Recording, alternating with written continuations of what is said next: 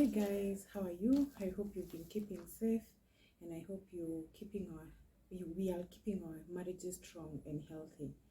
Today I want us to address the question that lingers in most of us, in the minds of most of us. Like, why is marriage so hard?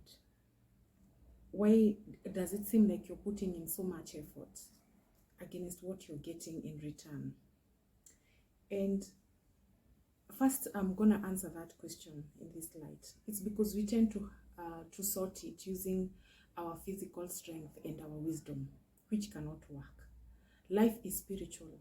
Marriage is also spiritual.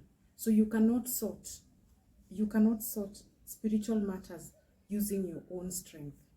Let us read the book of Ephesians, chapter 6, verse 12. Are we there, everyone? For we are not fighting against human beings, but against the wicked spiritual forces in the heavenly world, the rulers, authority, and cosmic powers of this dark age. So, what the Bible is telling us, that your partner is not the enemy. Every other force that you feel is against your marriage is not the enemy. Therefore, could it be that our energies are misplaced, and that is why we feel frustrated? Could it be that we direct our strength to the wrong places, and that is why we feel that we are overwhelmed? Paul urges us to pull the full armor of God, so that when the evil day comes, we can be able to overcome the attack of the evil one. At any point, a marriage will be attacked, of course, by the evil one. We know that it's only the devil who comes to steal, destroy, and kill. So, for you to be able to withstand those attacks, you must put on the full armor of God, which you will see in verse 13. So put on God's armor now. When the evil day comes, you'll be able to resist the enemy's attacks, and after fighting to the end, you will still hold your ground. So stand ready with the truth as a belt, tie it around your waist, with righteousness as your breastplate, and as your shoes the readiness to announce the good news of peace. And at all times carry faith as a shield, for with it you'll be able to put out all the burning arrows shot by the evil one to your marriage. So I'm sure there's someone who is trying to say, but what is this truth? What is this principalities and rulers? What I know is that my husband is cheating. What I know is my husband is physical. What is this that you're trying to say? How does those things relate? The devil is not diplomatic. He does not understand the language of diplomacy. He does not know whether you are in a honeymoon stage, whether you are in waiting for a baby, or whether you are enjoying, or you've just had your baby. He looks for any opportunities to enter your marriage and destroy you and fight against each other. And how does he do this? The devil has a structure, councils, spirits that he is ever training to come and cause havoc to us Christians in our marriages. The devil is very organized, and therefore we should understand how he works to be able to fight him. First of all, what are these principalities? What are the rulers? And what does this Ephesians chapter 6 verse 12 mean? Principalities are spirits that had been given power over territories by God in the earlier days before the New Testament. They were put under different territories to govern different regions across the world. They were called sons of God, and they had been given powers over these nations. But eventually they started going against God and influencing people to worship them instead of worshiping God, and therefore they failed the test of being faithful to God, and God banished them, and he demoted them from the positions they were. They did not stop with this selfish act, and therefore, having been thrown away from where God had put them, they continued being in power, though illegally. We learn this from Exodus chapter 12, verse 12. They are spiritual beings who rebelled from God. They are princes without territories. And you will see this in Daniel chapter 10, verse 12 to 20. Let's read together. So then he said, Daniel, don't be afraid. God has heard your prayers ever since the first day you decided to humble yourself in order to gain understanding. I have come in an answer to your prayer. The angel prince of kingdom of Persia opposed me for 21 days. Let's get that correctly. Prince of Persia. Then Michael, one of the chief angels, came to help me because I had been left there alone in Persia. I have come to make you understand that what will happen to people in the future. This is a vision about the future.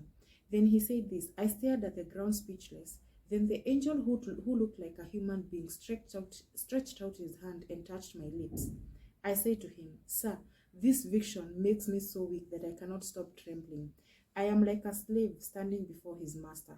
How can I talk to you? I have no strength or breath left in me. Once more he took hold of me and I felt stronger. He said, God loves you, so don't let anything worry you or frighten you. When he said this, I felt even stronger and said, Sir, tell me what you have to say. You have made me feel better. He said, do you know why I came to you? It is to reveal to you what is written in the book of truth. Now I have to go back and fight the guardian angel of Persia. After that, the guardian angel of Greece will appear. So this is to tell you that the principalities are actually princesses and prince over territories. So how do these princes work? They come over to a community or a family, and then they attack. They attack the family and start forming a patterns in this family. You'll find, or a community, you'll find in some community, people do not go to school because that is what the rulers of that region have done. Or you find in some regions, people get married, but they don't stay in marriages. In some regions, you find people work, but they do not see the fruit of their labor.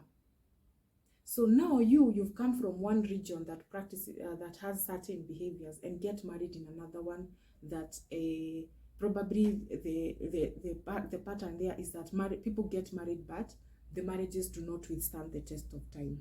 What do you expect? These principalities and rulers will fight you. They will fight you. Therefore, we do not get married for the sake of getting married. We get married with a mission. The strength to stay in marriage is not your physical strength. It will come from the Maker. It will come from the heavens. It will come from God. So you cannot sort out physical fights and issues happening in your marriage using your own strength. You will be frustrated. You won't win. You cannot win. And therefore you keep wondering, I am in this marriage, and all of a sudden, you've noticed there's a pattern in the family that you probably got married. Everyone cheats. Your husband has issues with unfaithfulness, and then you overhear even your father-in-law had the same issues, or you also hear that even the cousins or the to your spouse and are like that. Now you know there's a spirit behind this family of unfaithfulness. That becomes your burden now. We have to understand this so that we do not walk out of marriages for the sake of walking out of marriages. You've heard people say, Vumilia, better the devil you know, but the devil you don't. So now you understand why it is good to water your garden. It is not greener on the other side. If it looks greener on the other side, the devil is lying to you. And that is why we've been given the verse that we've just read in Ephesians. Stand your ground. The principalities and the rulers are there to push you away from your blessing. The trick here, the devil's trick here, is to beat you so badly so that you surrender from your home or walk out on your blessing or join them. Now that's the other issue. You cannot fit into the other territory that or the other family or the other community that you've been married to. You know God, you know better. Otherwise, even your children will take up the same the same tabias that you found in that place. So if you are to stand out and stand your ground, and for your marriage to still survive, you have to know God and you have to fight on your knee. And Christians just also understand that there's a way you also pray, and there are times you also pray for you to get a breakthrough on matters that big. So your husband is not the enemy. Your mother-in-law who is fighting you is not the enemy. There's a spirit behind these attacks that you need to address. So when you see them coming up, you need to go into prayer, even quietly, even in a meeting where everyone is, quietly pray so that you may win. You need to fast.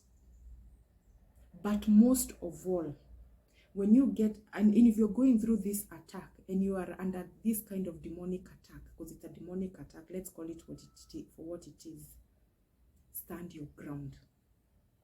Do not pack your bags, because that's what the devil wants. It's the easiest thing to do. It's what is paraded out there. When you find your man cheating, when you find your wife has